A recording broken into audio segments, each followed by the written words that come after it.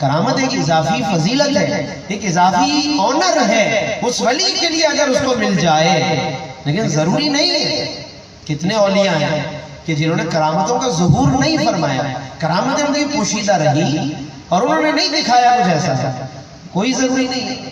اصل اتباع سنت ہے، استقامت ہے۔ اللہ نے خود قرآن میں فرما دیا ان الذین قالوا ربنا اللہ، بے شک وہ لوگ جنہوں نے کہا اللہ ہمارا رب ہے، ثم استقاموا، پھر وہ استقامت کے ساتھ قائم رہے، پوری زندگی اس پر قائم رہے۔ ان کا مقام یہ ہے کہ جب وہ دنیا سے رخصت ہوتے ہیں، جو پوری زندگی اللہ سے دوستی پر قائم رہے، اس کی بات ہو رہی، انہی کو اللہ کا ولی کہتے ہیں، انہی کو صالحین کہتے ہیں۔ ان کا مقام یہ ہے، فرمایا قرآن کہہ رہا ہے تتنزل علیہم الملائکہ، کہ جب وہ دنیا سے رخصت ہوتے ہیں تو ان پر اللہ کے فرشتے نازل ہوتے ہیں۔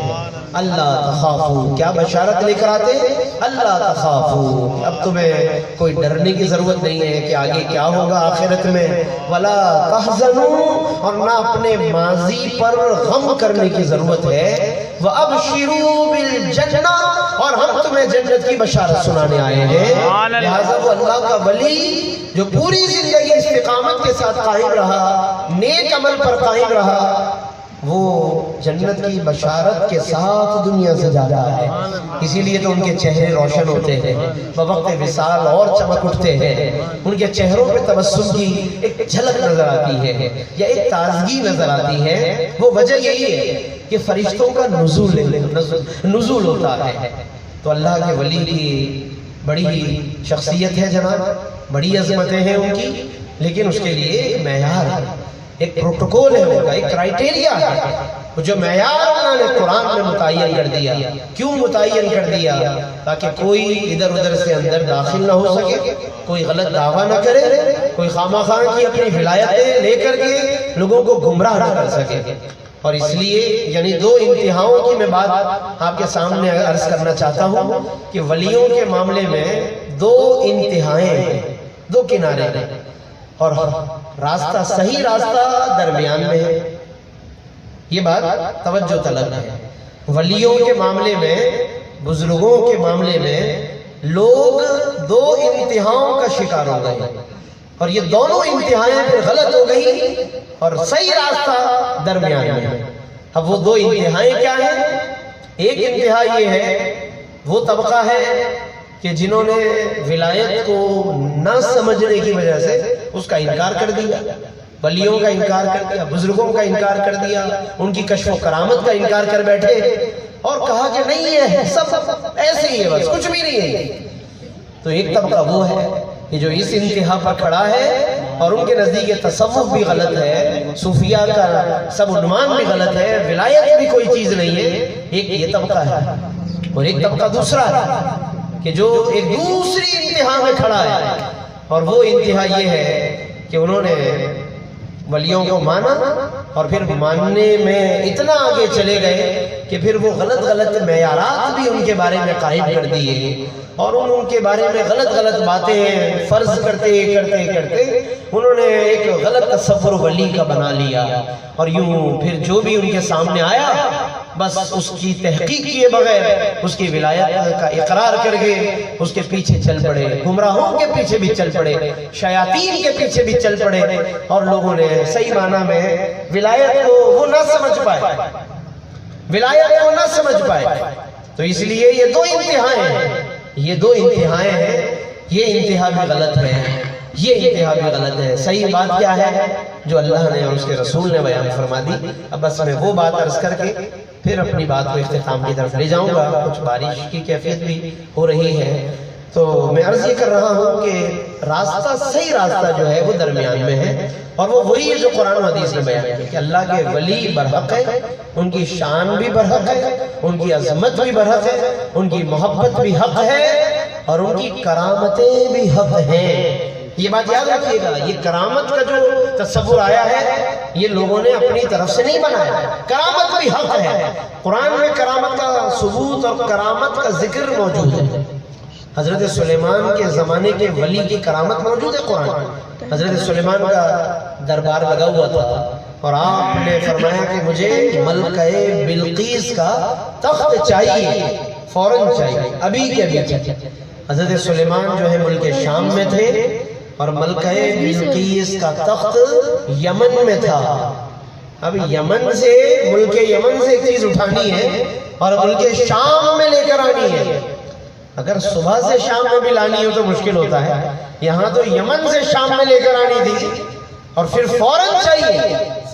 بظاہر پاسبل نہیں ہے، لیکن انہی کے دربار کا ایک ولی جو حضرت سلیمان کا صحابی تھا وہ اٹھ کھڑا ہوا اور قرآن بتا رہا ہے، سورۃ النمل آیت نمبر 39، اللہ فرماتا ہے قال الذی عندہ علم من الکتاب، ایک کتاب کا علم رکھنے والا اٹھا اور کہنے لگا انا آتیک بہ، میں وہ تخت لے کر آ سکتا ہوں۔ کتنی دیر میں؟ قبل ان یرتد الیک طرفک، آپ کی پلک جھپکنے سے پہلے لے کر آ سکتا ہوں۔ پلک جھپکنے سے پہلے تخت کیسے آ سکتا ہے؟ کوئی بھی چیز کہیں بھی پڑی ہو پلک جھپکنے میں نہیں آ سکتی، لیکن کہا کہ میں لا سکتا ہوں، اور پھر وہ تخت موجود تھا، کیونکہ پلک جھپکنے میں دیر نہیں لگتی، اس لیے جس لمحے اس نے کہا اسی کے اگلے لمحے وہ تخت وہاں موجود تھا۔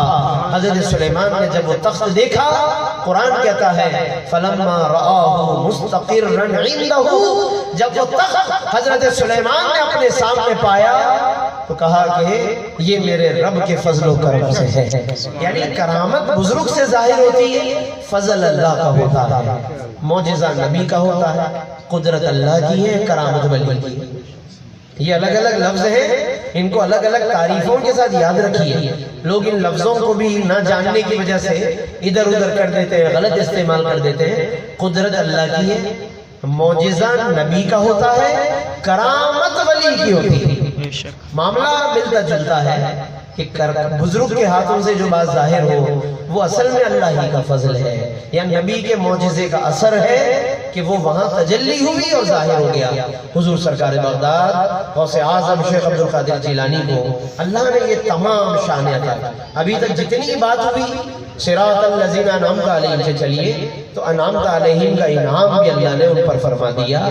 اگر بات کیجئے الا عبادک منہم المخلصین کہ تیرے نیک بندوں پر میرا وار نہیں چل سکے گا، وہ نیک بندوں میں بھی اللہ نے غوث اعظم کو شامل فرما دیا۔ وہ واقعہ یاد کیجئے کہ جب ایک دن حضور غوث اعظم عبادت فرما رہے تھے کسی ویرانے میں، اور عبادت کے دوران محسوس کیا کہ آسمان کی طرف کوئی بادل چھا گیا اور اس میں سے آواز آ رہی ہے، اے عبد القادر اب آپ کو عبادت کی کوئی ضرورت نہیں ہے، میں نے آپ کے لیے سب چیزیں حلال کر دی ہیں، جتنی حرام چیزیں تھی سب حلال کر دی اور آپ کو اب عبادت کی ضرورت نہیں ہے۔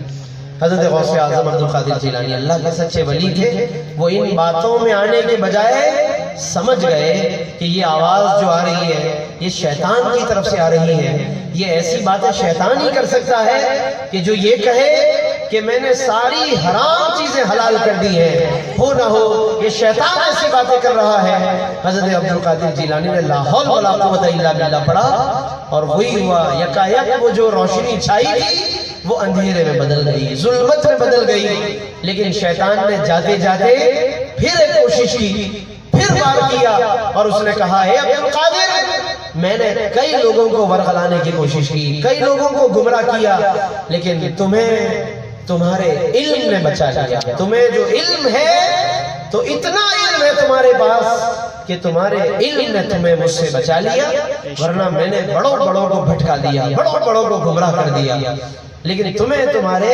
علم نے بچا لیا۔